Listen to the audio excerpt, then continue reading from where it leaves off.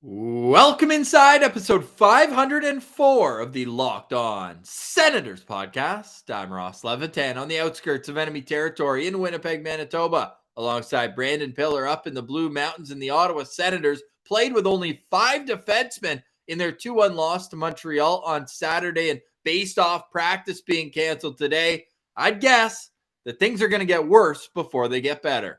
Yeah, Ross, reportedly 8 or 9 players are affected by this stomach flu, so looks like a call from Belleville might be happening. Speaking of Belleville, how about that 4 unanswered goal comeback win in the third period up against Laval? You gotta love it.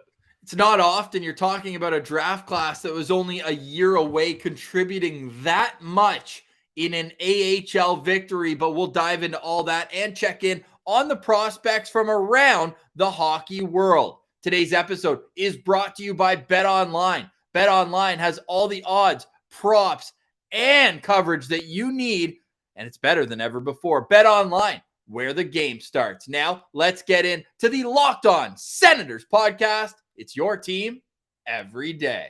Locked On Senators, your daily podcast on the Ottawa Senators. Part of the Locked On Podcast Network. Your team every day.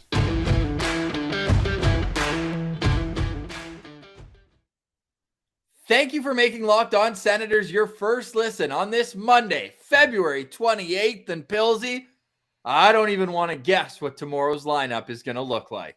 Yeah, once again, the Ottawa Senators are facing adversity. It's coming from all angles. Like, there's just no way to... Out of both ends, could you say? I mean, yeah, definitely. We wanted less bathroom talk from the players on the mic here, and we're getting more of it. And, I mean... Let's get into that first. Like, Thomas Chabot saying he lost 13 pounds.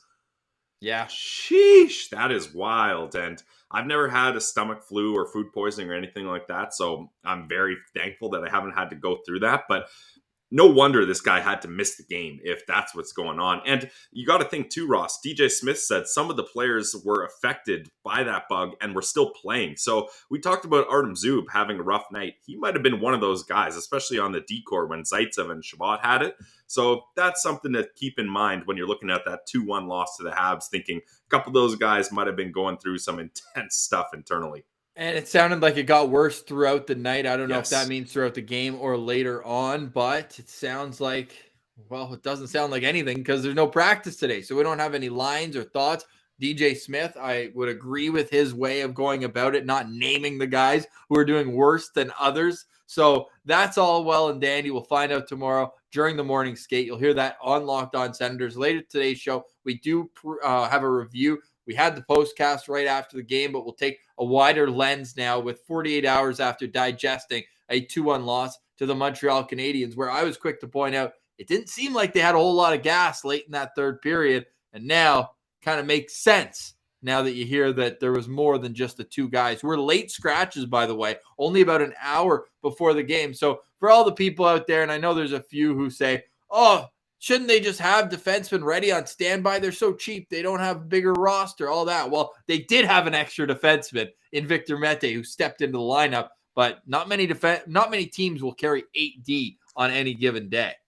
Yeah, that's the thing. Like, what are you going to do when, I bet at the start of the day, maybe they're not feeling great, but they're like, I'll fight through this. And then it really hits you and you're like, there's no way I'm doing anything tonight. Like, I'm just so affected by this. And it was close to a game time decision. So they didn't have the option to call guys up. That's the problem. And Belleville was in Laval. Again, we're going to review that game later. But yeah, once they step off the ice, you're not going to have a guy who just played 25 minutes, let's say in Lassie Thompson's case, in Laval, get into a car, then drive, and now play an NHL game an hour later. The NHLPA would have something to say about that. That's for sure. Yeah, no question. So the Senators did what they could, man. They held in there until the last minute. And if it wasn't for the brilliance of Andrew Hammond in goal for the Montreal Canadiens, this one could have been different. Now, the Senators get a power play goal, and a great place to start would be Colin White, who scores in his season debut. Damn, I hope he's not one of the guys affected by this flu because he's done so much to get back from a preseason injury. Pilsy, September 25th. Brady Tkachuk still didn't have a contract the last time that Colin White had played a game, and here he is scoring in his return. What a great sight to see. And it was an important goal at the time, tying the game at 1. Absolutely. Yeah. I mean, if you're going to lose a 2-1 game and you wanted any person on this team to score, it was Colin White. So, and on the power play nonetheless, because that power play had been struggling and they needed anyone to come in and try to help them. And a guy in his season debut makes it happen. So I can only imagine how happy all the boys were for Whitey. I mean, anytime he gets brought up, all the players smile. They say he's a good guy. He's a lot of fun to have around. So I think that was one where he earned it. And look, Colin White is going to be a very interesting player. Like, it's this whole time, Ross, we've just been looking at lines and rosters without him. So now that he enters the equation, it really shifts the dynamics of how this team can be, especially when there's all these injuries. Because it sounds crazy to say, but Colin White's a veteran on this team. Like, he has a lot more NHL experience than a lot of players here. And he's had injury problems too. Like, it's not like he's been healthy his whole career. So it's pretty crazy that finally we get to see Colin White back. And Ross, DJ Smith put Colin White in the blender with the lines. He was playing all over the ice. He played with Tkachuk and Stützle for a little bit. He played a lot with Connor Brown. He played down with Parker Kelly and Austin Watson. Like, he really got a taste of everywhere, which is good on your first night back. See what works, see what clicks. And I'm going to be interested to see how he slates into the lineup going forward. I'm excited to see how he helps boost this offense, if that's, possible. They still only score the 1 goal against Montreal, but right now they're on a stretch where they've only scored 17 goals in their last 9 games, Pilsy. That's less than 2 goals per game. If you include, there's those 2 shutouts in there that obviously help lower the boom on that one, but 2 games with just 1 goal. And they were both 2-1 losses, Pilsy. The Senators have the best save percentage in the National Hockey League since January 2nd, but the offense has just dried up. This is the same team that was losing games 7-5 multiple times earlier this season. Yeah, it's crazy how that shift has happened. But the one thing I'll take a silver lining is knowing that this team can step up defensively. And if you put Norris and Batherson, and even Chabot missed a decent amount of time, if you put them into the equation for all those games, man, you're looking at a really good, stable team here. And one thing to note too, Ross, is sure, they're not scoring a lot of goals, but like you said, they're not giving up a lot either. The last 4 games have been 1-goal games. 3-2 in overtime to Boston loss, 2-1 to the Rangers a loss, and then they beat the Wild 4-3, and then they lose 2-1 to the Habs. So they're right in it, and they just need a finisher that can put away the game, and both their finishers are out right now. Yeah, you could even go 1 game further back. The 3-1 win against Buffalo, they get an empty netter to make it a 2-goal game right at the end. Yeah. So another 1-goal game. And I'm also looking, since that 5-0 victory over Buffalo, where Drake Batherson got hurt, of course, it was just a couple games later that Josh Norris was out of the lineup. They've lost 4 games, Pilsy. 1, 2, 3. They've lost 5 games where they've allowed 2 goals. Yeah, wow. The 2-1 game against the Anaheim Ducks. You've got the 2-0 losses to Pittsburgh and Boston. 2-1 loss to the Rangers. 2-1 loss to the Habs. Like, defensively, you can't ask for anything more. And to only give up 2 goals, and shout out Matt Murray in goal as well on Saturday night. Some huge saves. One on Hoffman, backdoor. There was another one. Who was on it? Evans. Evans, exactly. On the in breakaway. Tight. He was looking like Alex Formanton on that. He made Branny have to have a late pivot on that one. Story for another day. But you can't ask for much more from what this Sens defensive unit has done. Sans their big goal scorers up front. So I think you have to look at it in a positive light from what we saw this weekend from Ottawa, despite not earning any points. It's still like, okay, they can compete and battle through adversity. And hopefully in the long run, when we're looking at this, maybe 2-3 years down the road, you can be like, okay, maybe this was the turning point where, they didn't win as many games here, but they showed that no matter who's in and out of the lineup, they can still compete on a nightly basis. And hopefully when they get these extra guys back,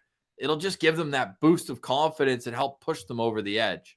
Yeah, I think it really will. And it just allows them to validate themselves and being like, hey, we can do this. Like, when all the pieces are here, we have the makings of a playoff team here. And we're buying into DJ Smith's systems, and it's working even when we have waiver wire pickups playing on the top line, and Adam Gaudette. Like, they're just even when it's guys we brought in for a 7th round draft pick are excelling on the penalty kill and Gambrell. Like, there's so many good stories and good things that this team is doing right, and guys are stepping up, that when the right guys are in the right places, I have a lot of faith in this team.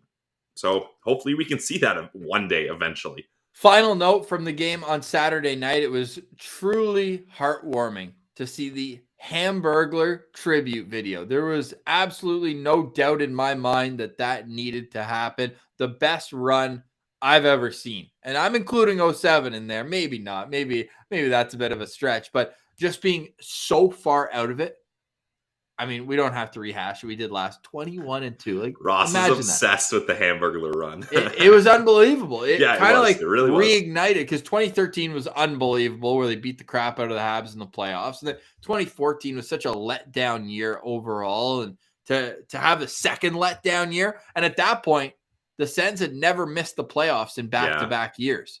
And they were about to. Mm-hmm. I mean, since they have 2018, 2019, but they had not missed the playoffs in back-to-back years since 96, 97. Or sorry, 95, 96. They made the playoff debut in 97. So that run was incredible. He got his tribute video, but what I'm getting at here long-windedly is, did you think we needed a Chris Weidman tribute video? And where was the Uber ride in that video? That was Chris Weidman's biggest moment on video with the Sens. Yeah, the one time you don't want shotgun. But also, Ross, we not only did we get the Hamburglar tribute video, we got a burger on the ice even. So they kept that part of the tradition alive as well. If I see burgers go on the ice in Montreal, I'm going to be upset. Have some originality, right? Like, don't take our shtick. Don't take our shtick. Get out of here. Is that like how did you feel when Pajot went to the Islanders and they did the Pajot chant? That's cool. That? That's cool? fine. Right. If it was in Montreal, though, I would not be cool with it. Fair. It's a rivalry thing. Yep. No, that's the fair. Islanders. We played them once in the playoffs, and that was the easiest series the Sens have ever played in their entire franchise history. Maybe Tampa in 06, actually. Yeah. That was. I think Havlat had like 12 points in that series. Chara had to pull up the arm and just hold it over Vinny LeCavalier. That was a very fun series. That was a series where we got an all-time quote from John Tortorella when John Graham kept letting in goals. He goes, I'm getting a little sick of the 25% rule. Yeah. Tortorella, not a hashtag goalie-friendly guy. No. You know what we are, though? We're hashtag goalie-friendly guys. We're also hashtag Built Bar guys. Mm-hmm. And Built Bar, we know this the time of year where you've pretty much given up on New Year's resolutions. It's okay. You can admit it to us. But don't do it this year.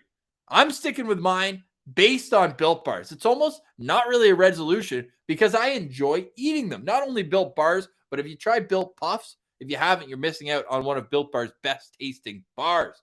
Puffs are the first ever protein-infused marshmallow. You heard that right. Maybe don't put them over the campfire because you'll lose all the 100% real chocolate that they're covered in, but you have to try them for yourself. All Built Bars are covered in 100% chocolate, and they're low in calorie. They're high in protein. You can replace your candy bars with these. Feel good about it. A typical candy bar can be anywhere from 200 to 300 calories.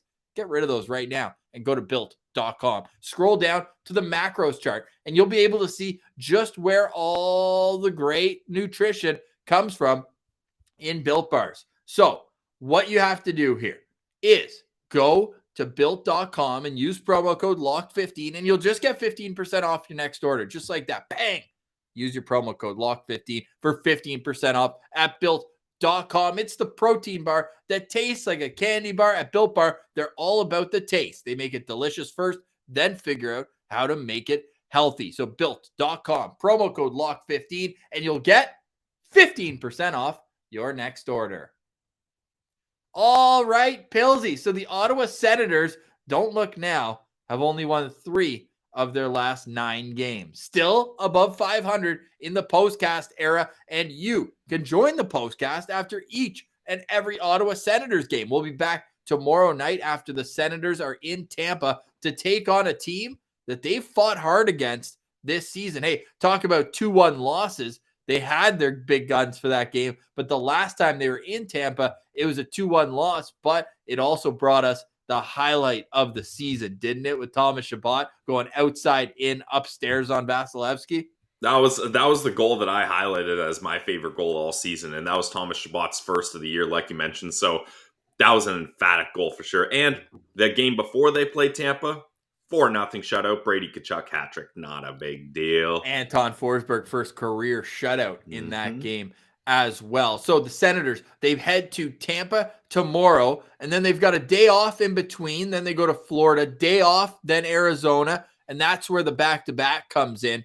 Do you think we see a split in Florida, or we've been teasing it time and time again? When do you just hand the reins to Matt Murray and say, hey, go play 3 or 4 games in a row?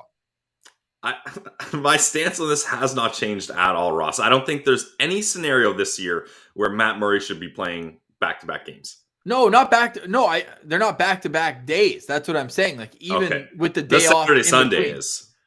Right, but until then. So he played Montreal. That's one. Yep. So I'm saying give him both games in Florida. Yeah, sure. Yeah, that's fine. Okay, so then I'm assuming you give Forsberg the Arizona game and you give Murray. Well, not necessarily, because you're trying to show other teams that, hey, Forsberg can go up against the big guns, and for a playoff series, you can be comfortable with him up against big teams. So maybe you go Murray, Arizona, and Forsberg up against Vegas.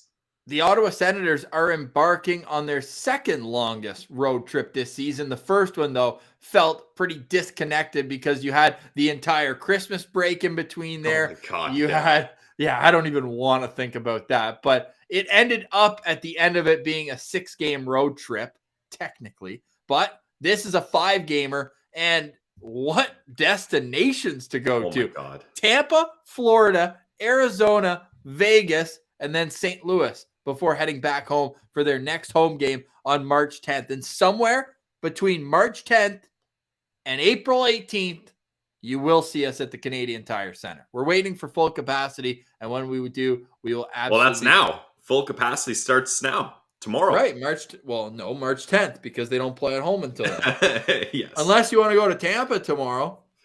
Hey, I mean... It's snowing here right now, so I wouldn't be against it. I wouldn't mind visiting the boys and doing a sunshine trip, that's for sure. Oh, man, Tampa's a great barn, by the way. I want to get to a few more. And, I mean, Seattle's coming up later this year. I don't think it's going to work out for us this year, but that's definitely circled. And I know you're a big Seattle guy, so we'll have to make that later on. We'll have to wait till next year when Dax is in goal there for the Kraken, too. So, no, lots of great stuff coming down the pipelines. We're going to get some more interviews here shortly. But if you've missed any interviews on Locked On Senators, could we recommend that you head over to our YouTube page? I had somebody write to me on Twitter, be like, I can't believe it took me so long to find you guys. Well, if you want content that isn't dated, you can go back and find our playlist on YouTube, where you can go back and see all the great interviews that we've done there. And of course, 500 plus episodes on your audio podcast feed. So if you haven't already, please subscribe to your favorite podcast platform. Shoot us a 5-star review as well. You know what? Don't even just subscribe on your favorite podcast platform. Just do it on all of them. Yeah, help the boys out. Why not? Including on YouTube. All right, some administrative stuff out of the way. Should we touch on Belleville right off the bat here? I think we should save that for the final segment. We got to give some stick taps, so to our boy Carson Latimer, friend of the show. One of those great interviews that you can go back and listen to. His team lost 5-2, but he had his guy goal and an assist for Lats. Yeah, and it's too bad for Lats. It wasn't a better outcome up against his old team that just traded him this year. But if you're Carson Latimer, you feel good about yourself, at least showing them, hey, I still got it. Maybe you guys are a powerhouse team, but you should have kept me for your contending run here. Yeah, no question. So now Latimer is up to 23 points in 26 games since the trade. His projected stats for the season is on a 44-point pace in 62 games. So it's a solid D+ 1 year for the 19-year-old. It's so funny. He joined us on his birthday. What an absolute beauty. Then to stick to the 2021 draft, because we got some 2020 draft talk to get into, and a lot of those guys are in Belleville contributing on the comeback victory. But Zach Ostapchuk, don't look now, but the kid had 2 goals on Friday, and he's got 4 goals in his last 6 games. So not saying that he's back all the way, but all of a sudden now he's got 28 points in 42 games. And after a slow start, he's looking like he's starting to put up consistent numbers game in and game out. And the thing with Ostapchuk too is that's another guy, Ross, that there's no rush. Like there's so much time for this kid, and for him to be popping off like this is 9 great. points in his last 10 games. Yeah, it's solid. So I think he's going to be a prospect that maybe he's kind of on the back burner of Sens minds, but I think give him maybe not next year, but the year after that, I think he's going to be making some big noise, and Sens fans are going to be happy to see him around. Can't touch on the 2021 draft without giving you a Tyler Boucher update. No points this weekend. The 67s lost in overtime against Hamilton and then defeated Mississauga 3-1 on the road as well. But he was still noticeable out there for both games. You can check out @Aleem's Martian's Twitter account for the highlights in that one. He just looks more and more comfortable. He's crushing guys physically. So as he gets more and more comfortable here, now that he's 7 games in, but is he really? He played 1 shift in one of them. So 6 games really into his OHL career. All right, let's hit one last break. Get into Belleville's Wait, one more prospect comeback. update though. Levi Merilainen continues to be an absolute game changer on breakaways. Another beautiful breakaway save. The Kingston Frontenacs won both their games on the weekend, which Levi played both of them 6-2 and 3-1. So that's going to boost Levy's numbers because his numbers may not look great, but the record 24-12-3, that's pretty good. Yeah, 3 straight games now where his save percentage is .926 or better. Mm-hmm. And you could do that in 5 of his last 7 games as well. So it's been kind of a roller coaster year up and down. And remember, he doesn't turn 20 until August 13th. Yeah. That's pretty good. All right, Pills, you got a word from our friends at BetOnline here before we get into Belleville's comeback. Absolutely, guys. If you are looking to get in on the action, and Ross, you're the perfect example of this. Ross was into a Buffalo Sabres and Dallas Stars game just randomly. And why? Because he got some action in on it at betonline.net. To get into that a little bit more, that's why the props are unbelievable too, because yes, that was pretty much lighting my money on fire, betting on the Buffalo Sabres. Shout out to their 7th straight loss. Yeah, and they were dominated. The shots were 10-0 before I could even put my feet up watching this one. But because I had props and I love a good revenge game, my Cody Eakin goal scorer bet got me all of my winnings back. So I was in the action. I was disappointed, but then Cody Eakin gets a 0 goal to make it 4-2. They're losing by 2. But all of a sudden, I'm in the action. I'm feeling good, and that's thanks to our friends at BetOnline. And that's just it, right? At BetOnline, you can do props. You can do over-unders. You don't have to just sit there and look for the win-loss. It's about the process, not the results sometimes, just like the Ottawa Senators, Ross. And if you're looking for the best place to enjoy the process of sports gambling, you got to head to betonline.net. Not only is there hockey for all you guys, but there's basketball. March Madness is coming up. I got to start my bracket soon. I think everyone's got to work on that. And there's so many fun things you can bet on, like where the next fired coach is going to head, all these kinds of things at betonline.net, the trusted online sportsbook of the Locked On Podcast Network. And guys, head to the website today or use your mobile device. So anywhere you are, you can make sure you're dialed in because BetOnline has the best odds, scores, stats, news, everything. Head to betonline.net today, guys, where the game starts. All right, Pillsy, before Belleville, once again, we need a Nodak Sens update. No Jake Sanderson this past weekend, but that didn't stop the rolling, red-hot North Dakota Fighting Hawks, who have now won 6 straight games. How ironic is that? They lose their best player, and then they go on a run. 6 straight. They've won every game that Jake Sanderson's been out of the lineup. They've had plenty more injuries. They are the Ottawa Senators of college hockey. But guys are stepping up, including Tyler Clevin, who went +3 on Saturday night in their win against Western Michigan. They are 1 game away, and they've only got 2 games left in the season, mind you. But they are 1 game away, 1 win away from clinching their 3rd straight Penrose Cup as NCHC Conference champions. Not a big deal. I mean, that's how Nodak does it, Ross. And yeah, like you mentioned, it's hilarious, the ties, because their top defenseman, Sanderson, out. Our top defenseman in Thomas Chabot was out. Their leading goal scorer in Reese Gaber is out.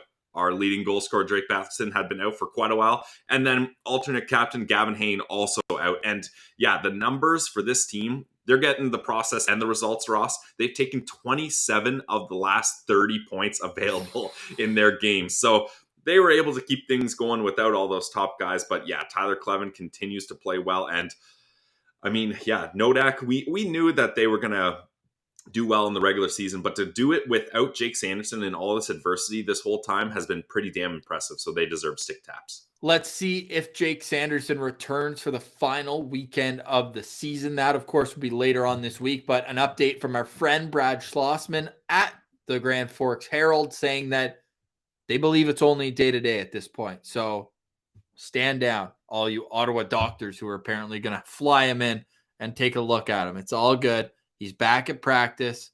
He's a machine, and he will return to North Dakota at some point, whether it's this weekend or a best of 2 out of 3 in the NCHC first round meeting, which is going to go down on March 10th, 11th, and 12th, or 11th, 12th, 13th, I mean to say. So that's a best 2 out of 3. We'll give you all that stuff as it comes across here. Reminder, you can also follow us on Twitter at Sens Central for up-to-the-minute stats, news, analysis. We're also available on Instagram as well, although admittedly not super active there, LockedOn.Senders, but you can shoot us a DM. Lots of people getting to us. They want to be Sens Central citizens, and we've got a list. And Pillsy, we got to be better at this. We're going to do it every single week from now on because people love those shows and we love doing them. So if you missed last one, what an absolute beauty we had on, eh?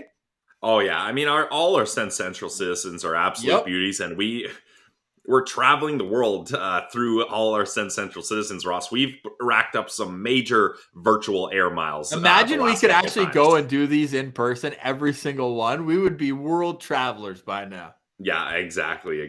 But yeah, if you guys want your chance to come on the show, we're a show by fans, for fans. We're for the people. So, hey, if you guys want to be a part of it, let us know. Yeah, the list is growing, though, but we will get back to everyone. And again, we need to be better at doing it each. It's hard when there's so many games happening all the time. I know, like, and we used to do it every Saturdays. Breaks. Remember, we used to do it on Saturdays. That was the day.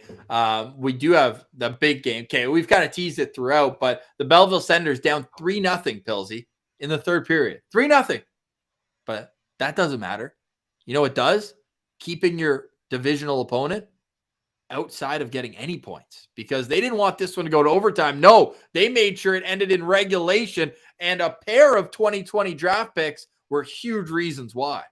Yeah, this was a great game. I missed the first half of it, and I was following along on my phone while I was out, and I saw they're down 3-0, and Did you see the highlight? Did you see the highlight of Cole Reinhardt's goal? Yeah, I watched that on AHL's website. You can check out all the highlights for all the games. Recommend you go there. That's how I caught up. But I did, when I got the notification, they tied it up at 3. I rushed home and turned the game on, and power play for the Sens. They win the faceoff. Quick pass over to Roby Jarventi, and he one-times that one so cleanly past Caden Primeau, and that's the final minute of play, 4-3. That's a game winner, and that was Jarventi's second goal already of this game. Ross, the offense in the third period was just firing on all cylinders, but I will say, wasn't a huge fan of Mando's game. All 3 of the Laval goals were shots from far out that just kind of beat him cleanly, so that was tough, but Jarventi really helped him out there with that game winner. Weren't you on a date on Saturday? I was going skating. Yeah, I was going. Sorry, skating. Honey, gotta go home. Belleville's making a comeback. Yeah, exactly. I was like, okay, last lap here. There's a cool little, just quick free Blue Mountain tourism ad. You can go skating on a trail at Blue Mountain. Very nice time. But yeah, I saw that Belleville was coming back here, and I said, okay, we gotta go home. I gotta catch this. And yes, it's a good thing because I also had a couple shekels on Belleville to win Moneyline too. So you gotta love coming back, watching the goal, and celebrating. So it was all good. So Cole Reinhardt gets what I thought was a highlight reel marker. And at that point, it just gave the team, like, man, he's going to be an NHL player. I'm more and more convinced every time I watch him play. Like, the good speed, WHL guy. He's going to be like a fourth line grinder, penalty killer type player, but that's fine when you get him in the 6th round. Now, what's really impressive to me here is when we're talking about Cole Reinhardt, how the Senators took a lot of heat for drafting overagers. They did it with Igor. They did it with Reinhardt as well. I'm probably missing a few guys on top of that. But what they got in that was immediate help into their organization. No, like, like with Levy, it's going to be a long way before he gets Yep. to even the AHL. Not with these guys. Like they come in and contribute. Like Cole Reinhardt, how many games do you think he's already at 76 career AHL games? And that's with a 36 game season last year. Like, yeah, he's got 30 points in those 76 games. Like this is a super impressive trajectory for a guy who I thought many people didn't even think would get drafted. So I wanted to highlight him before we turn our attention to a different situation, because this time they drafted a younger player in the draft, but because he was playing over in Europe, they were able to bring him over right away. And that's Roby Jarventie, who he's only got 6 goals on the year. And we know he's more of a goal scorer than they hadn't updated it then. Okay, that looks a little bit better, but he's still 4th in team scoring. And now you're like, okay, the youngest player in the league, more or less, maybe 1 or 2 guys right there with him at 19, another August birthday. That's something that I'd forgotten about. The Sens drafted 3 guys with August birthdays in the 2020 draft. And we know the cutoff for each draft is September 15th. So they went about as young as they could with Ridley Gregg, August birthday, Levi Marilainen, and Roby Jarventie. So that's a lot of runway for these guys, and an interesting contrast to Igor and to Cole Reinhardt, guys who are a little bit older. Yeah, I guess they balanced it out, right? Which is good. And good. I think you make a really good point about the overagers, because a lot of the internet scouts, they'll say, hey, you lost value on this pick because you're picking a guy with 1 less year of runway, and maybe you could have got this overager. Other guys weren't looking at him. Maybe you could have just signed him after. Yeah, sure, whatever. But if you have your sights set on a guy, and the Sens, they have their draft principles, and I think most Sens fans can agree that we accept their draft principles, even if at the time it doesn't make a lot of sense. It seems to work out long term. This draft coming up, expect the unexpected. I mean, if you don't expect the unexpected with Sens drafting by now, you haven't been following along. Yeah, exactly. But what I'm getting at is, yeah, it's so important for them to build a culture in Belleville and to have, guys like Reinhardt, guys like Parker Kelly, all these guys. Maybe you're not envisioning them when you acquire them or bring them into your franchise as guys that are going to be top 6 forwards in the NHL one day. But you need guys that can help support and shelter those guys that you do expect, like the guys like Sokolov and Jarventie. You need guys that can help them reach their potential. And who knows, maybe you catch a diamond in the rough once in a while, and those supporting players end up being big players down the road too. So I think the Sens did a great job picking those overagers. I wouldn't say I'd recommend drafting overagers all the time, but when they do, I think they've picked the right guys. Igor Sokolov missed the game in Laval, so we'll hopefully get an update sooner rather than later about what's going on with Big Igzy, because he's got 4 goals.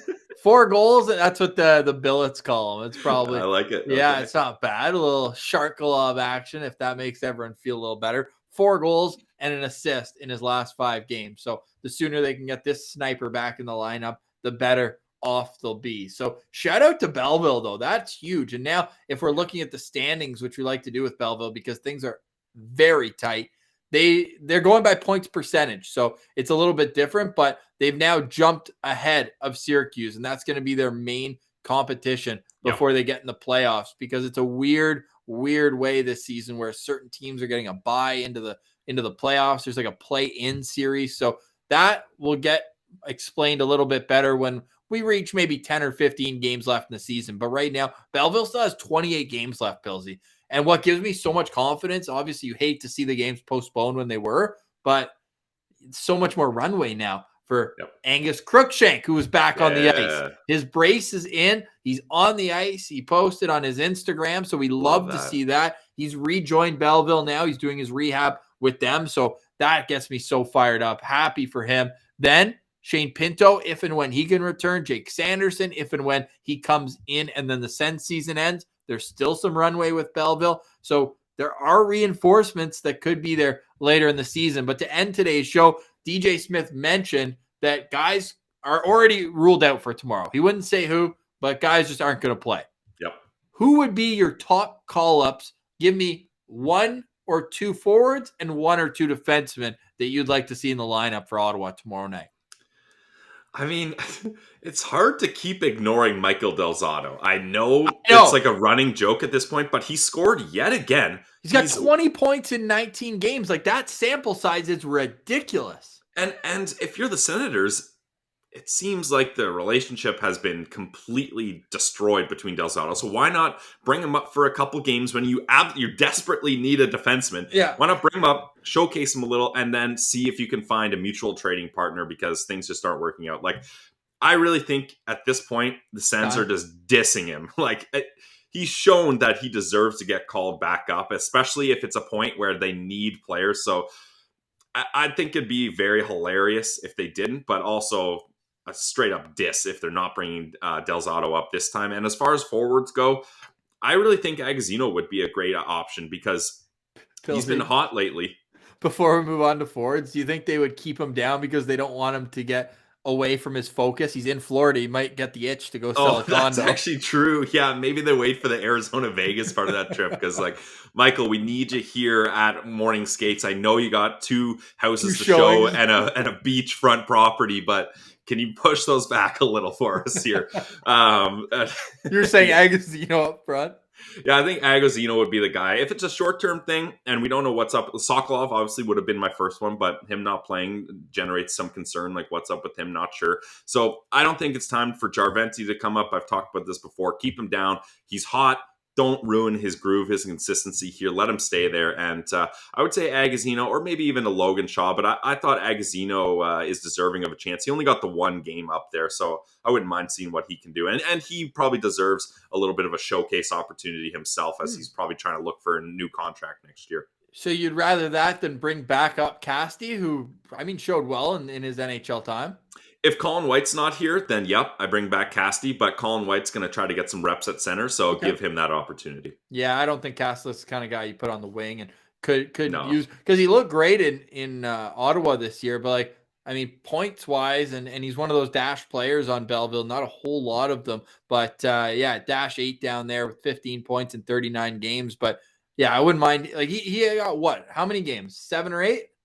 Something like that. Yeah, right around 10. Yeah. Yeah, so maybe leave him down there. Although good face-off numbers. Although, I mean, it's only going to be like a 24-hour flu. It's probably just going to be for the Tampa game. But Saturday, it would be a homecoming for him in Arizona. That'd be a good story. Yeah, We're all about good stories, and we know that he holds Scottsdale and Phoenix in general near and dear. He had 9 games with Ottawa this season. Only 1 in his last call-up when he came up against Minnesota. The rest of them were in. Actually, not even the rest. He's played in 3 different increments this year. Played 5 games in the previous one and then 3 games in his first call-up. Those first 3 games, -3, nothing offensively. Then started figuring it out and started getting a little more ice time. So I wouldn't be mad if it's Catholic, but Pilsy preaching patience wants to go with the vets, calling up Agazino and Del Zotto. I mean, I wish we could call up Jake Lucchini, but the guy would need an NHL contract first. That guy just continues to amaze. Tied for Belleville's points lead. Yeah, that's a guy that deserves a contract, and I think he's exactly one of those supporting players that Belleville needs, and what amazing acquisition at the start of the year. Hey, how about an acquisition in the middle of the year? Chris Wilkie, who former Nodak Sen, ended up leaving North Dakota, going to Colorado College. The Sens traded for him for Jack Rodewald.